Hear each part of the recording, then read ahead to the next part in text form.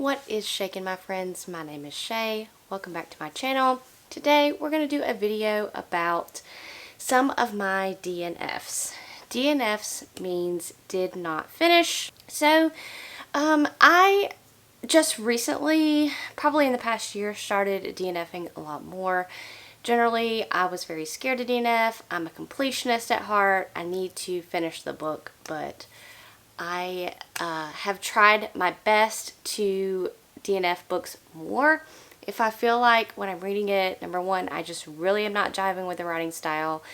Number two, maybe I feel like it's just a 3-star book, even at, the 100-page mark, I'll go ahead and DNF. So I'm just going to be reading off of my phone some of the books that I've DNF'd. I can't go through all of them, of course, because I have DNF'd quite a few. But I figure I could dive into some of them with you guys today. So anyway, the first book we'll talk about is going to be a 5-star for me. I had heard nothing but great things about it. It had everything and all the potential to be a great book for me. I think at the time that I read it, I was trying to do an audiobook, and I had just gotten into audio, and I think reading that on audio really hindered my enjoyment, so I did keep the book, and I think I may go back to it later, but just for a synopsis, books that aren't finished by their authors reside in the library of the unwritten in hell, and it is up to the librarian to track down any restless characters who emerge from these unfinished stories. Many years ago, Claire was named head librarian of the Unwritten Wing, a neutral space in hell where all the stories unfinished by their authors reside. Her job consists mainly of repairing and organizing books, but also of keeping an eye on restless stories that risk materializing as characters are escaping the library. When a hero escapes from his book and goes in search of his author, Claire must track and capture him with the help of former muse and current assistant Brevity and nervous demon courier Leto. But what should have been a simple retrieval goes horrifyingly wrong when the terrifyingly angelic Ramiel attacks them, convinced that they hold the Devil's Bible. The text of the Devil's Bible is a powerful weapon in the power struggle between heaven and hell, so it falls to the librarians to find a book with the power to reshape the boundaries between heaven, hell, and earth. So I don't know. I was getting really confused, and I think a lot of it had to do with the audiobook. If you like this book, leave it down in the comments. I do still have it with my bookmark still in it. Probably if I do reread, I'll start it all the way back over and try to not do the audiobook this time. Not saying that the narrator was bad, but it was just, I was just getting into audiobooks and I was highly confused. Another book that I DNF'd that seems to be popular in the book world is Rapsodic by Thalassa. So this is kind of this has to do with a girl who owes debts to a demon or some odd, and they fall in love and all this kind of stuff, and it's a whole series, but when I was reading it, I just felt, this is unpopular opinion, but I felt the writing was really juvenile and the dialogue was really cringy, and I just noped it. I generally, in my DNFs, I will at least give it 100 pages, and I think I gave this around 80-something pages, and it was so cringy and just so juvenile to me that I was like, nix that. I'm not going to do it. Another popular book that I DNF'd was Mexican Gothic. So I think either you really liked Mexican Gothic or you hated Mexican Gothic. I don't even know how to describe it. It's about a girl whose cousin, she receives a message that her cousin is in trouble at this estate. So she goes off in search of her cousin to see what's going on. She hasn't heard from her cousin in a while. She's going to go figure out what's going on with her cousin. And there's a big haunted, I don't know if it's haunted, but haunted house and mysteries, and I kind of gathered where the story was going, and I just didn't care for it at all. And I did go ahead and spoil myself. When I DNF a book, listen, I still am a completionist at heart, and I still want to know how it ended. So I do generally go and spoil myself for the ending of books, and I'm glad I didn't read this one to the end, because it was not something that I would have enjoyed. I DNF'd Where Dreams Descend by Janella Angeles. I want to say I got like 50% into this book, but it was so boring. I mean, we were getting nowhere. I didn't really connect with any of the characters. I'll read the synopsis. In a city covered in ice and ruin, a group of magicians faces off in a daring game of magical feats to find the next headliner of the conquering circus, only to find themselves under the threat of an unseen danger striking behind the scenes. As each act becomes more and more risky and the number of missing magicians piles up, 3 are forced to reckon with their secrets before the darkness comes for them next. The star, Kalia, a powerful showgirl, out to prove she's the best no matter the cost. The master, Jack, the enigmatic keeper of the club, and more than one lie told the magician. Marco, the brooding judge with a dark past he can no longer hide. The second book to this just came out, so I hope you guys are enjoying it, but I did DNF.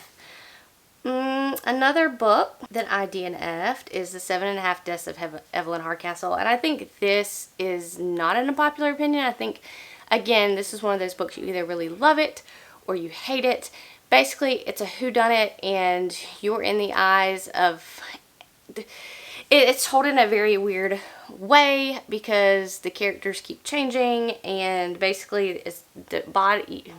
You're switching bodies, and you're trying to figure out who done it, and I was so confused between we're switching bodies, we're going back and forth between bodies, or this one, and I can't. Basically, it says, Aidan Bishop knows the rules. Evelyn Hardcastle will die every day until he can identify her killer and break the cycle. But every time the day begins again, Aidan wakes up in the body of a different guest at Blackheath Manor. So this is the issue with this book, because you're waking up, he's waking up in a different body and a different person, and you're being told the people, and I got real confused and did not enjoy it at all. Another one that I DNF that is probably an unpopular opinion is Nevernight by J. Kristoff. Listen, I appreciate J. Kristoff. I just gave all the Illuminae files 5 stars, but this book, yes, it's told in a weird way. It's got footnotes through it. That wasn't even my problem with it. I just didn't like the writing of it. I really liked it, was really enjoying myself until we got to the school, and that's weird to say that I didn't like the school setting and what was happening there, but it's true. I didn't care for Mia, I think is the main girl character. Yeah. I also just didn't like the writing style. There was, of course, all these metaphors, all these weird writing choices that he made that I just didn't care for. And I did DNF this. Probably I got over 100 pages, probably I'd say 150-ish pages, and decided I did not want to do that any longer. Another series that I DNF that's popular is Shatter Me by Tahara and Mafi. I found that one to also have very juvenile writing. Come for me. But this is an older story that kind of back in the day of its time, it probably was very good, but now I just find the writing cliche. I find it I didn't like it. Another one that I didn't like that's a very unpopular opinion is Vampire Academy by Rachelle Mead. I probably got 100 pages into this one and just really, again, I'm not the target audience for this, guys. So many people love this series, and of course, yes, if I was a teenager, I would eat this up, but I am not. So I just, of course, DNF that. I thought it was just too juvenile for my liking at this point in my life. Not to say that it's not a good book. And this is going to be the worst unpopular opinion ever. I DNF'd Pride and Prejudice. We'll end the video on that. Classics just are not my thing. It was a lot of, let's chatter here, let's go to somebody else's house, do some more chattering, let's go back home, let's do some more chattering, let's go. I mean, for its time, I can understand why it was a great book, and again, I can understand why people like classics. If you like classics, great. I do want to watch the movie because I feel like I would probably be more conducive to this book in a movie setting. But yeah, reading it was just not for me. I tried very hard. I read it for a prompt that I had to read a classic, and I tried very hard, and it just did not work out for me. But I did give it a good go. I read 50% of the book, and I was just like, I'm not enjoying myself, so I'm going to put it down. So that's going to be it for this video. I will try to DNF some more in the future. I really think that it is good for my soul to do so. I do try to give books 100-ish pages before I DNF. I feel like once we reach the 100-page mark that I've had enough of the story to sense whether I'm going to like it or not. I will say that I have had issues DNFing recently because I'll be reading for a challenge or whatever and I have to finish certain prompts in a certain time, and if I DNF then I have to restart a book and it just gets time consuming. So I do have a lot of books that I probably should be DNFing but haven't for that reason. But I'm going to start DNFing more because I feel like there are so many books to read and so little time. And y'all, I have so many books I want to get to, and I need to read them. And I probably won't get to all I want to read in this lifetime. So that's upsetting. But thank you guys for watching, and I will see you guys next time.